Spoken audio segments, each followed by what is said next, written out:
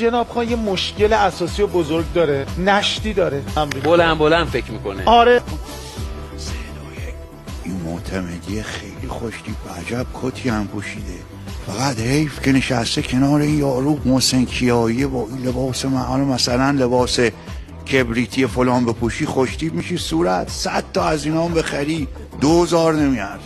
چیزی بیرون اومد؟ آره همه نشتی داشت دوباره؟ آره ما چون فقط از آقای معتمدی تعریف کردم تو ذهنم. بله بخش آقای معتمدیش کاملا درست خب بود که همین بود. و همین بود. چرا در مورد من همه چی عجیب و غریبه؟ شما اصلا راجع به شما فکری نکردم. یه لحظه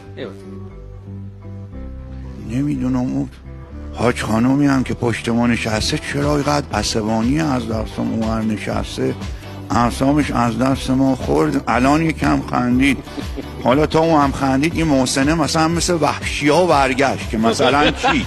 مثلا ما اینجا صاحب اینجام. خب با اینجوری برمیگردی دست به ریشت میکشی ادعا کتت ببند که صورت نگاه چرا میکنی؟ مگه اومد بیرون؟ اومد بیرون؟ مگه میاد صدا؟ تو که میدونی نشتی داری حداقل این فکرها رو در مورد من نکن.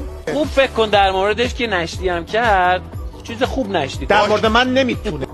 واقعا این محسن کیایی پسر خوش قیافه، مؤدب، مسلط و نه بابا کجا خوش قیافه از بچک و پوست. هر چی سعی میکنم تو چتم نمیره. کاش چپوندتش اینجا ما هم باید تحملش کنیم دیگه، چیکار کنیم؟